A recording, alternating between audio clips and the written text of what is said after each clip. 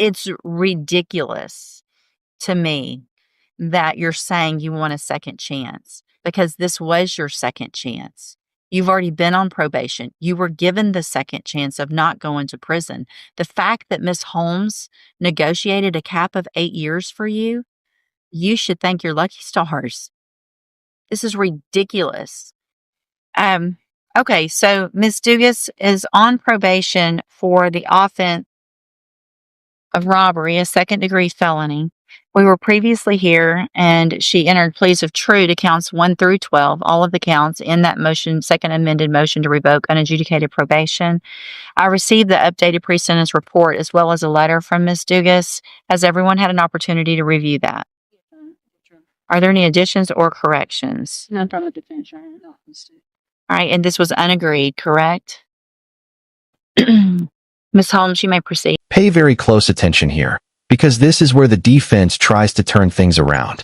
Everything depends on how this is presented, but the judge already sounds skeptical, and that tension, it is about to explode. Thank you, Your Honor. I've spoken with Ms. Dugas. Obviously, the various new offenses and violations is not acceptable through probation. She understands that. She stated that throughout this time, she did not have much support. She was going through a hard time in life, and she resorted to doing and committing these offenses, not being in obviously the right state of mind to be able to successfully complete probation. Ultimately, Ms. Dugas is requesting to have the opportunity to be reinstated to complete probation, and she would like to address the court in regards to this as to her plan of how she can successfully complete if given the opportunity. Okay, go ahead. Ms. West. Complete this probation. I know it's going to be extended if you do grant it to like any job. I'm great.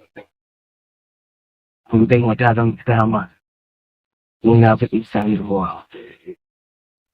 Ms. Dugas, you did the exact same thing. You robbed someone else while you're on probation for robbery. Not just rob someone else. You failed to ID, failed to report to probation. You committed the new offense of possession of a controlled substance. You resisted arrest or... It's ridiculous to me that you're saying you want a second chance, because this was your second chance. You've already been on probation. You were given the second chance of not going to prison. The fact that Miss Holmes negotiated a cap of 8 years for you, you should thank your lucky stars. This is ridiculous. 8 years, in my opinion, is not enough. You had every opportunity to do all the things that you're taught. Stop crying, because you weren't crying when you were robbing people and using drugs and not being a good mom and not doing the things that you should have done when you were given this opportunity. Right? Ms. Malfino? Sorry. I don't think I need to add anything to the court. I think that you follow the agreement that age at the very least is appropriate for her based on the number of violations. I spoke with Mr. Chen yesterday. He does not want to continue to work with her. This is actually her third MTRP. It's about her fifth chance in front of you, not just her second chance in that quarter. Ms. Dugas, I'm going to find that you entered your pleas of true to counts 1 through 12 freely and voluntarily. Find those counts true. Find sufficient evidence to find you guilty, and at this time, find you guilty of robbery. Going to sentence you to a term of 8 years in the Institutional Division of the Texas Department of Corrections. You will receive credit on that sentence for any time that you've been in custody that the law gives you the right to receive. I'm handing you the trial court certification that shows this was an agreement that I followed, and so you've waived your right to appeal. I've also handed you a written admonishment regarding your ineligibility to possess a firearm or ammunition. Because of the judgment entered against you, you're ineligible under Texas law to possess a firearm or ammunition. Possession of a firearm or ammunition could lead to charges against you. Firearm is a legal term, and you should read that written admonishment I provide you to see what devices qualify as a firearm. If you have questions about the laws that make you ineligible to possess a firearm or ammunition, or about how long that lasts, you can talk to Ms. Holmes. I hope you take some advantage of this and actually do what you're saying you're going to do when you get out and change your life. There's programs in prison, take advantage of them, but you're not going to continue to get opportunities like this. If you continue to violate the law after this, you're going to be considered a habitual offender. And if you do anything again, your minimum punishment is going to be 25 years. If you are still watching right now, hit that like button. Seriously, moments like this are why people follow real courtroom cases. And if you are new here, subscribe. We break down these intense moments every single day. 25 years minimum for what you've been doing. So you need to change your life or you're never going to see your kids, right? Go back with the bailiff. Good morning. Are you Wesley Antoine? And Mr. Antoine is here for sentencing on probation, a deferred probation for aggravated assault, family violence. And that was a 10-year deferred probation that he was given back November 14th of 2023.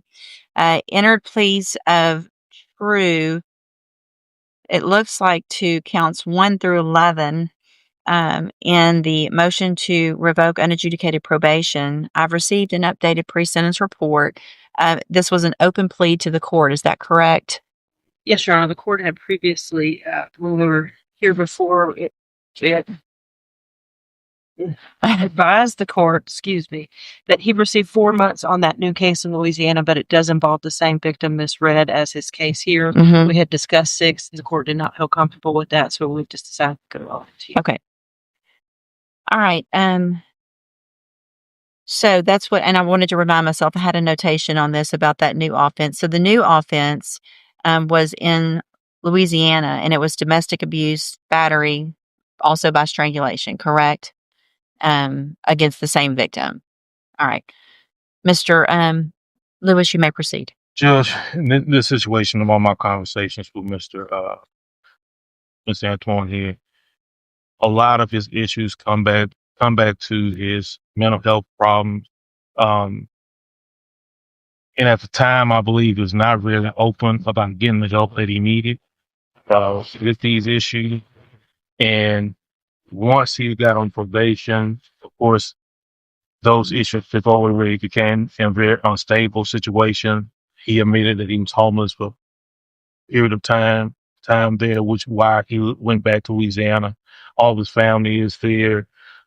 We had some sort of support system. And but Judge, he understands that he did mess up. He understands that, he hasn't done what he needed to on probation. He's taken it out for it. And he's just, at this point, he's asking for any consideration possible for so he can get you out. Thank you, Mr. Lewis. So on that original pre-sentence report, and the orders that went along with that, I mean, this is a first-degree felony. So on that deferred probation, it specifically ordered all the things that Mr. Lewis is asking for now. You've already had access to all of those things. To be placed on the specialized mental health caseload, to get an evaluation and get any type of help and treatment that is available. You were ordered to do those things.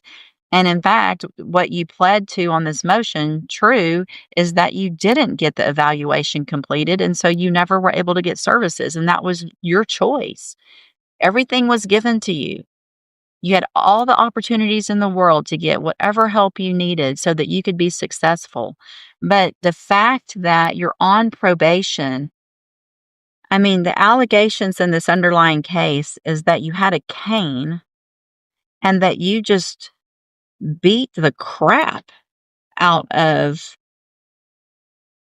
Miss Red with that cane while she's on the ground. And then you get out and you get around her again and you strangle her. I mean, it's just